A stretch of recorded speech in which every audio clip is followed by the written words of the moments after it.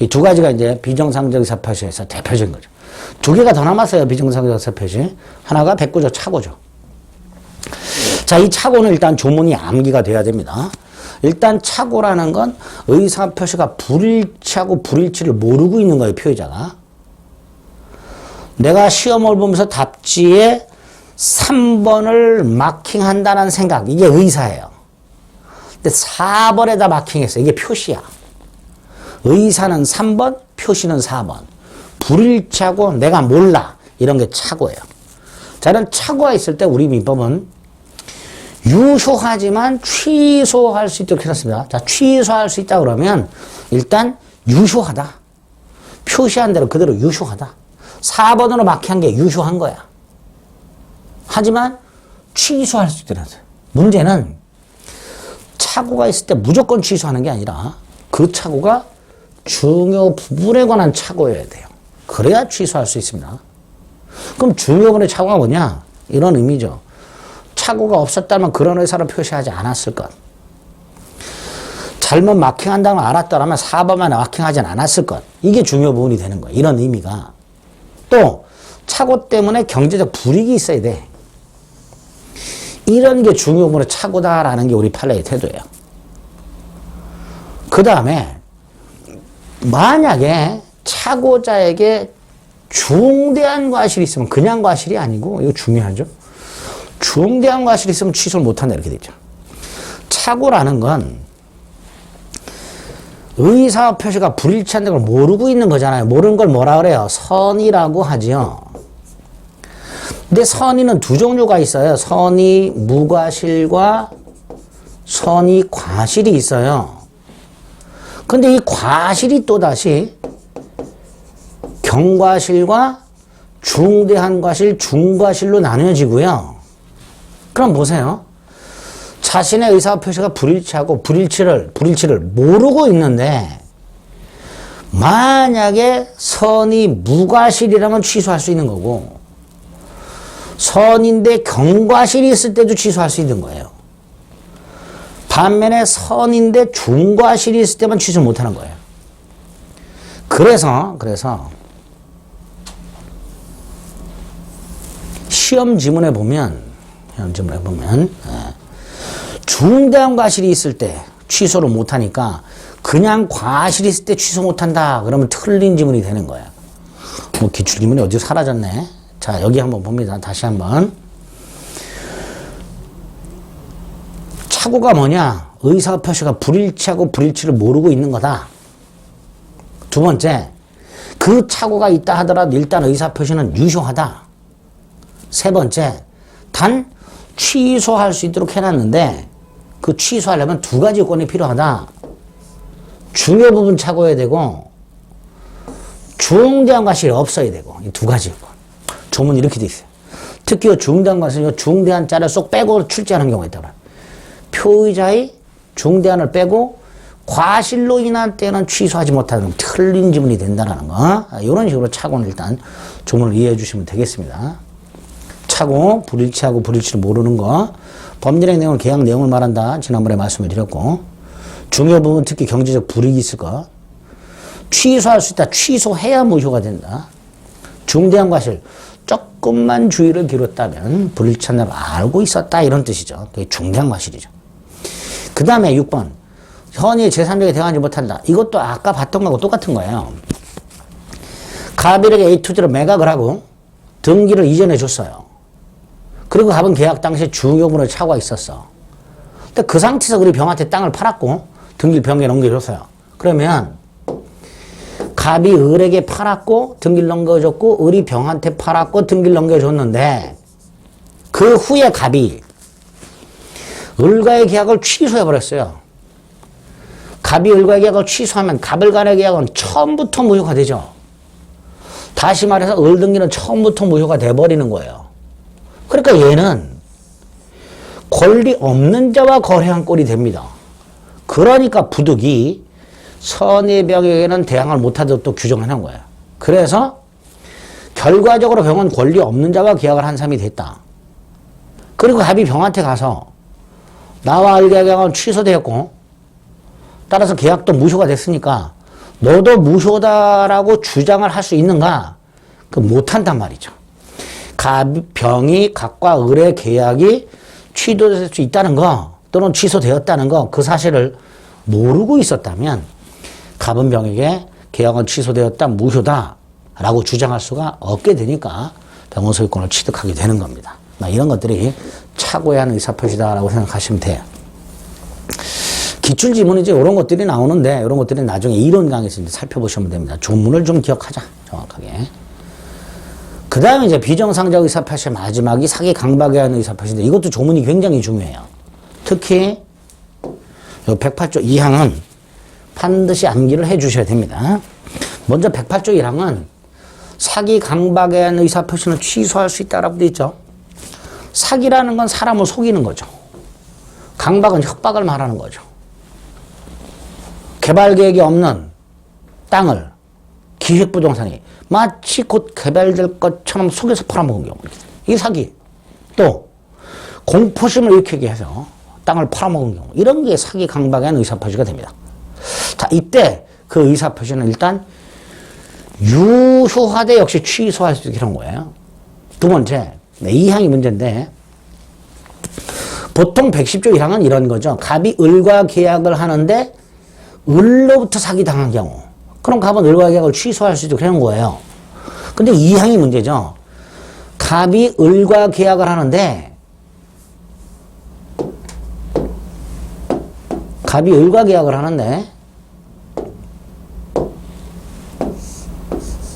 을이 사기친 게 아니라 갑이 을하고 계약을 하는데 제3자가 사기를 친 거야. 이렇게. 이런 경우에 갑이 을과의 계약을 취소하면 을은 예측하지 못했던 손해가 생길 수 있는 거죠. 그러니까 이 항을 만든 거예요. 자, 갑의 입장에서 바라보는 거예요. 갑의 입장에서 상대방 있는 의사표시, 즉 을하고 계약을 했는데 을이 아닌 제3자가 사기라 강박을 했을 때는 갑은 이 을과의 계약을 그냥 취소를 못하고 상대방 을이 그 사실을이라고 되어 있죠. 그 사실이 뭐예요? 병이 제3자로부터 사기라 강박을 당했다는 사실. 그래서 자신과 계약을 하고 있다는 사실. 그 사실을 상대방이 알았거나 악의 알 수 있었을 경우 과실 요금을 한하여 취소할 수 있도록 하고 있습니다. 특히 2번 지문은 이런 식으로 나오는 거예요. 분명히 알았거나 알 수 있었을 경우에 한하여 취소할 수 있다고 되어 있죠. 이걸 이렇게 나와요. 상대방이 알았을 경우에 한하여 취소할 수 있다. 이런 식으로. 이런 거 조심해달라. 일단 종문을 가지고. 그 다음에 3항. 역시 선의의 제3자에게 대항하지 못한다. 이렇게 되어 있죠. 자, 3번 봅니다. 다시 한번. 병이 갑을 속이거나 협박해서 갑이 을과 계약을 한 경우 계약 상대방 을이 갑을 속이거나 협박한 것이 아니므로 그냥 취소 못한다. 상대방이 그 사실을, 즉 병이 갑을 속이거나 협박했다는 사실을 알았거나 알 수 있을 경우에 하나에 취소할 수 있다. 4번은 아까 차고하고 똑같은 거예요. 갑이 이렇게 땅을 팔고 등기를 넘겨줬다. 그런데 을이 갑을 속이거나 협박했다. 그 상태에서 을이 병한테 팔아먹고 등기를 넘겨줬다. 그리고 나서 갑이 을과 계약을 취소했다. 취소하면 계약이 처음부터 무효가 되니까 다시 한번 결과적으로 병은 무권리죠. 을 권리 없는 놈하고 계약을 한 거예요. 그래서 이 병이 소유권을 취득하지 못하는 문제가 생긴단 말이죠. 그래서 110조 3항을 둬서 갑이 병한테 나와 을의 계약은 을의 사기 강박을 위해 취소되었고 따라서 너도 무효다라고 주장할 수 있는가? 병이 선이라면 주장 못한다. 그래서 병은 소유권을 취득하게 된다. 이렇게 되는 거죠. 이런 식으로 110조 1, 2, 3항을 정리해 주시면 되겠습니다. 그 다음에 이제 111조는 의사표시가 언제 효력이 생기는가? 예를 들어서요. 갑이 을과 계약을 했는데 이 계약을 취소하고 싶어요. 그래서 내용 증명을 작성해서 우체국 가서 발송을 하고 이게 상대방한테 도착을 했어요. 그리고 상대방이 내용 증명을 뜯어가지고 갑이 계약을 취소했다는 사실, 그 내용을 알게 됐어요. 이 4단계. 갑이 내용 증명을 작성한다는 게, 우측에 가서 발송한다는 게, 그 내용 증명 을에게 도착한다는 게, 을이 그 내용을 알게 된 관계. 이걸 각각 표백, 작성하는 걸 표백, 발송하는 걸 발신, 도착하는 게 도달, 알게 되는 걸 요지라고 합니다. 요지는 한자가 완료할 요자와 알지자를 써요.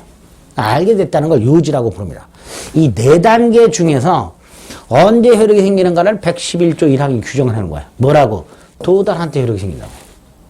그러니까 표백, 발신, 도달, 요지 네 단계 중에서 도달한 때 효력이 생기도록 규정을 두고 있더라 이렇게 생각하시면 돼요. 그 다음에 2항 내용 증명을 발송을 했는데 이 내용 증명이 상대방에게 도달하기 전에 갑이 사망을 했거나 제한능력자가 되었다. 여기서 제한능력자가 되었다는 건 한정 후견이 개시가 되거나 성년 후견이 개시가 된 걸 말합니다. 그런데 갑이 을에게 내용 증명을 보낸 상태에서 설령 죽거나 제한능력자가 되어도 그 내용 증명은 을에게 결국은 도달하겠지요. 그러니까 그 의사표시는 그대로 효력이 생긴다라거든요. 그 의사표 효력에 영향을 미치지 않는다는 건 의사표시는 그대로 효력이 생긴다라는 뜻입니다. 요 111조 2항도 철저하게 암기를 해 두셔야 됩니다. 여기저기에서 써먹습니다. 그런 의미다. 자, 의사표시는 언제 효력이 생기는가? 상대방에 있는 의사표시는 도달한 때 효력이 생긴다. 도달이란 건 상대방이 마음만 먹으면 언제든지 내용 증명을 개봉하여 그 내용을 알 수 있는 그런 상태. 요게 도달이다. 그래서 동거 가족이 수령한 경우도 도달로 보게 되는 거죠. 을이 귀가해가지고 언제든지 내용 증명을 개봉해서 그 내용을 알 수 있을 테니까. 마스크 좀 벗겠습니다. 그 다음에 요 4번 꼭 기억하셔야 되죠. 의사를 표시한 사람이 의사 표시를 발송한 후, 그 다음에 생략이 됐어요. 도달 전에. 그 도달 전에, 여기 도달하기 전에. 조문은 요게 생략이 된 거예요.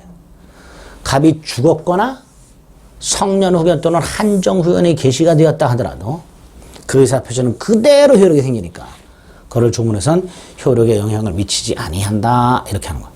맨날 이렇게 나와요. 이렇게 밑에 보세요. 의사표시자가 발송하러 사망하게 되면 의사표시 효력을 잃는다. 맨날 이렇게 나옵니다. 왜 틀린 지문이에요. 그러니까 이런 조문을 자체로도 시험 문제가 자주 나온다는 거. 그 다음에 이제 112조는 제한능력자에 대한 의사표시라고 되어 있는데 잘 보세요. 의사표시에 상대방이 의사표시를 받았을 때, 자, 갑이 을에게 의사표시를 했고요. 이 의사표시가 을에게 도달한 때, 을이 이걸 수령한 때, 제한능력자인 경우, 예를 들어 미성년자인 경우, 그 의사표시를 한 갑은 그 의사표시로서 대항할 수 없다라고 되어 있죠. 이 의사표시로 대항할 수 없다는 것은 도달했다고 주장을 못한다는 거예요. 도달했다고 주장을 못한다. 그런 뜻입니다. 다만 상대방, 얘가 제한능력자라 그랬잖아요. 그 제한능력자의 법정 대리인이 있겠죠. 미성년자 같은 경우 부모가 있을 거예요. 그 부모가 갑의 의사표시가 을에게 도달했다는 사실을 알았다. 그 후에는 그러하지 아니하다. 무슨 뜻이에요? 대항할 수 있다. 이런 뜻이죠. 대항할 수 없다. 다만 이런 경우엔 그러하지 아니하다니까 대항할 수 있다. 도달을 주장할 수 있다. 이렇게 되는 거죠. 조문 이렇게 돼 있어요. 자, 의사표시 상대방이 제한능력자다. 갑이 을에 대해서 계약을 취소한다고 내용 증명을 보냈고 그때 을이 그걸 수령할 때 미성년자 등 제한능력자일 때 이런 뜻이죠. 갑은 자신의 내용 증명이 을에게 도달하여 계약은 취소되었다 라고 주장을 못한다. 상대방이 있는 의사표시는 도달해야 효력이 생기는데 도달을 주장하지 못하니까 의사표시는 을에게 도달했다 따라서 계약은 취소됐다 이런 주장을 못하는 거예요. 단 제한능력자의 법정 대리인이 도달 사실을 알았다면 그때는 갑도 도달을 정할 수 있게 됩니다. 여기서 조심하실 것은 여기 써놨죠. 법정 대리인이 도달 사실을 안 후라고만 돼 있어요. 알았거나 알 수 있었을 경우 아닙니다. 그러니까 이렇게 살짝 바꿀 수 있다는 거죠. 상대방의 법정 대리인이 의사표시가 도달한 사실을 알았거나 알 수 있었을 경우에는 이렇게 나올 수가 있단 말이죠. 그럼 틀린 지문이 되는 거죠. 이런 거 조심해 주시면 되겠습니다.